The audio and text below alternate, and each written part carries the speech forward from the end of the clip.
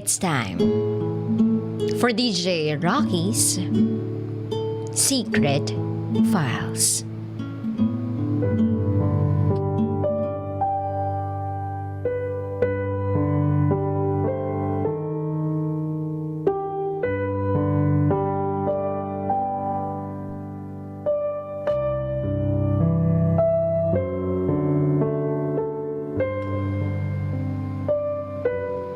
Pinagpasapasahan at paulit-ulit akong dinalaw ng 6 na lalaki.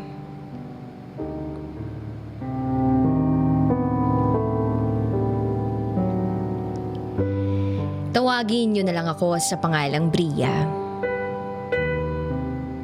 Hindi ko totoong pangalan.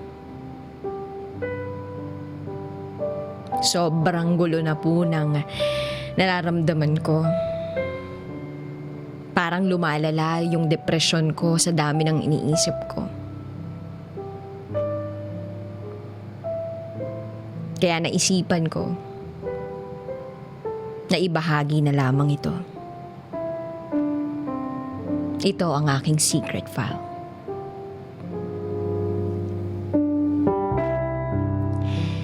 Nangyari ito, 17 years old pa lang ako. Nauso yung mga clan textmates noon. Nauso din yung unlimited text and calls. Dahil bata pa nga ako, sabik sa mga text na ganon, napasali ako sa iba't ibang clans. Hanggang sa may nasalihan akong isang clan. Okay naman siya. Nalilibang ako kasi ang dami kong nakaka-text. Marami rin akong nakikilalang tao. Noong una, hindi ako nasama sa mga eyeball nila. Kasi nahihiya at natatakot ako. Kasi nga, hindi ko sila kilala ng personal. Hanggang sa may naging close friend ako doon. Isa siyang babae. Itago na lang natin siya sa pangalang B. Sa sobrang close namin, napag-usapan namin na sumama kami sa eyeball. Since malapit lang naman yung place ng meet-up. Naging maayos, naging masaya naman yung eyeball na naganap. Mas dumami yung mga kaibigan at ka-close ko. Naging kampante na din ako bahagya sa kanila. Hanggang sa isang araw, birthday ng founder ng clan na yon. Wala akong balak pumunta nung araw na yon. Kaya lang, panay yung yaya nila sa akin. Ang sabi ko, ayokong sumama, hindi kasi kasama si B.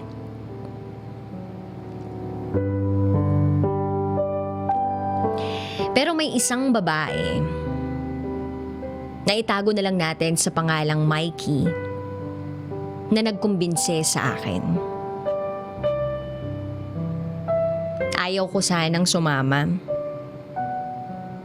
pero nakumbinsi niya ako.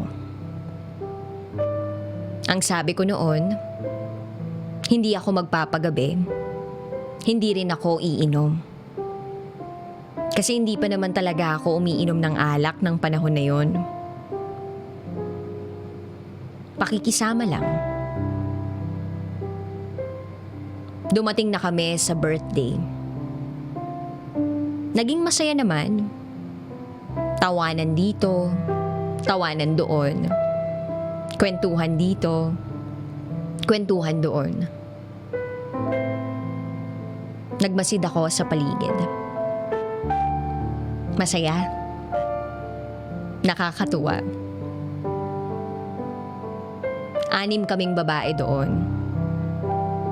Merong 8 lalaki. Hanggang sa yung tawanan, kwentuhan.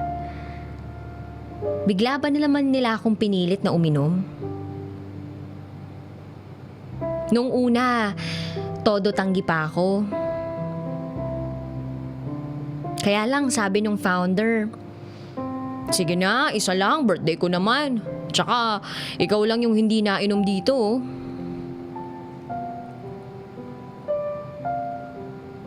Kaya naman bilang pakikisama, napilit ako. Kinuha ko yung shot. Una, isa lang. Hanggang sa naging 2 shot. Pag inom ko nung pangalawa, kasi nga, hindi naman talaga ako umiinom. Nahilo na ako. Ayoko na. Naiihina ako. Ang sabi ko. Merong isang lalaki na umalalay sa akin. Ang sabi niya, tara, samahan na kita. Yung lalaking yun, isa yun sa madalas kong makatext. At pinagkakatiwalaan ko rin siya. Itago natin siya sa pangalang Gary. Sinamahan niya ako sa CR. Alam ko, pasuray-suray ang lakad ko. Pinipilit kong maglakad ng ayos pero nahihilo talaga ako. Paglabas ko ng CR, ang sabi sa akin ni Gary, pahinga ka muna saglit sa kwarto. Ako naman, dahil sa sobrang hilo ko, pumunta ako sa kwarto. Humiga naman agad ako.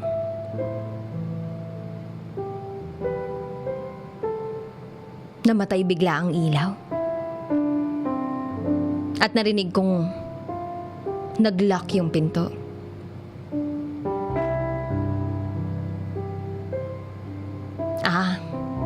Baka lumabas na si Gary. Yun pala ang akala ko. Akala ko lumabas na siya nang biglang may tumabi sa akin. Pinaghahalikan ako.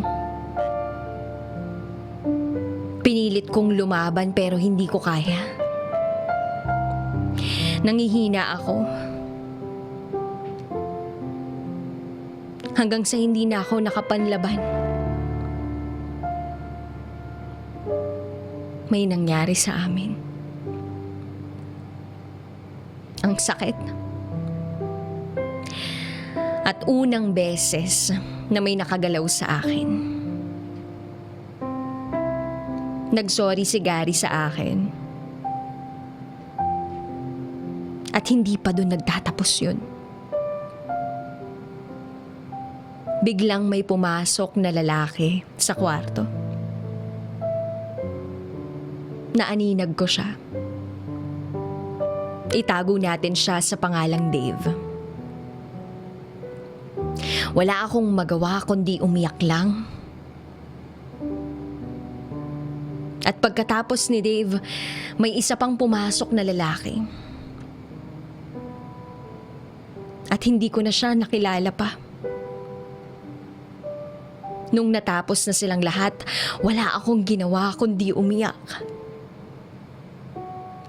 Paglabas ko ng kwarto, tulala na ako.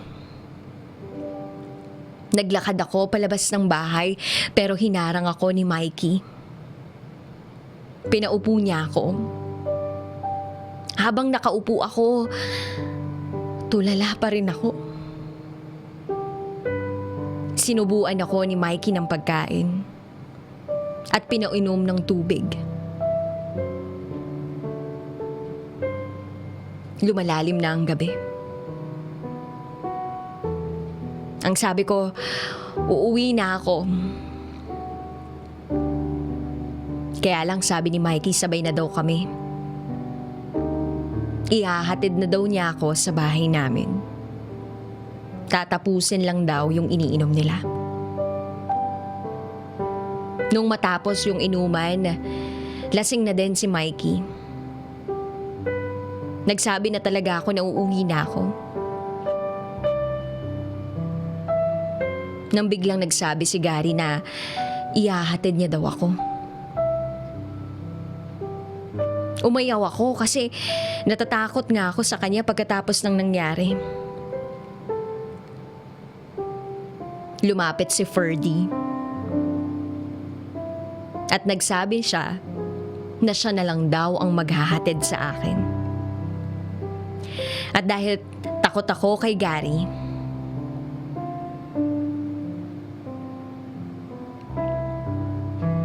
kay Ferdy ako sumama.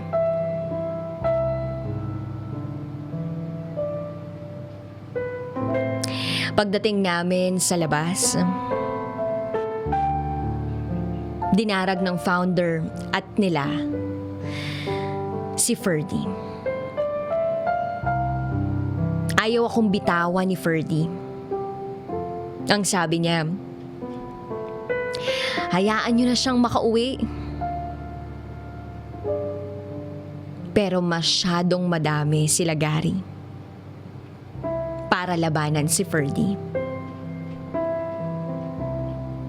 Hinila nila ako pabalik ng bahay. Madilim na noon at halos wala ng tao sa kalsada. At doon na naman nagsimula ang kalbaryo ko.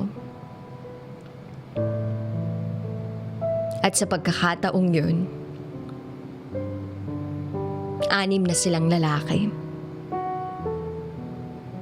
Walang nagawa si Ferdy.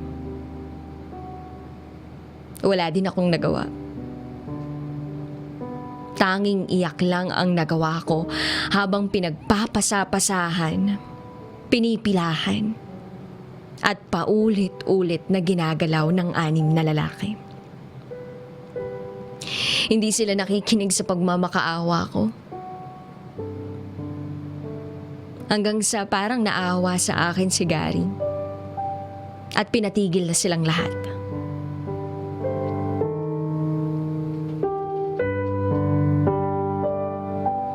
Dinala ako ni Gary sa bahay nila.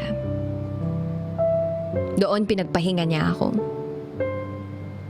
Panay ang hingi niya sa akin ng sorry. Hindi niya ako nilapitan buong magdamag. Hanggang sa pagising ko, hinatid na niya ako sa sakayan. Pagka-uwi ko, halos matanggal ang balat ko sa pagkuskus ko nito. Panay iyak lang. Tinatawagan pa nila ako kung okay lang ba ako. Kinukumusta sa mga text. Lalo na si Mikey. Hanggang sa pinatay ko yung cellphone ko. At nagpalit ako ng number.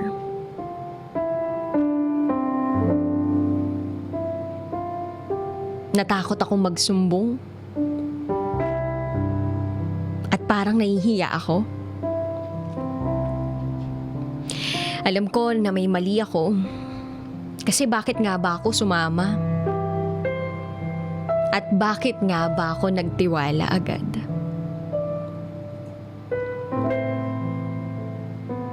Nawalan na ako ng communication sa kanilang lahat. At hanggang ngayon, 29 years old na ako, wala akong mapagsabihan at sinasabihan ng nangyari sa akin.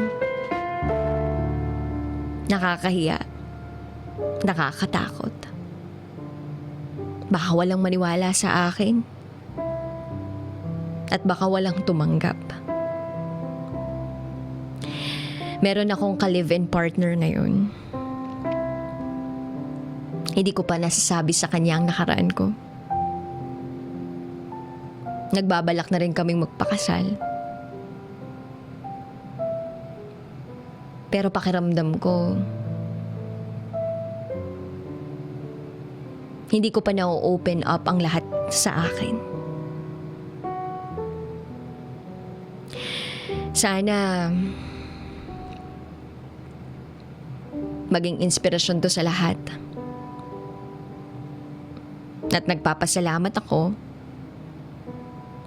kasi kahit papaano, nabawasan ang dinadala ko. Salamat po.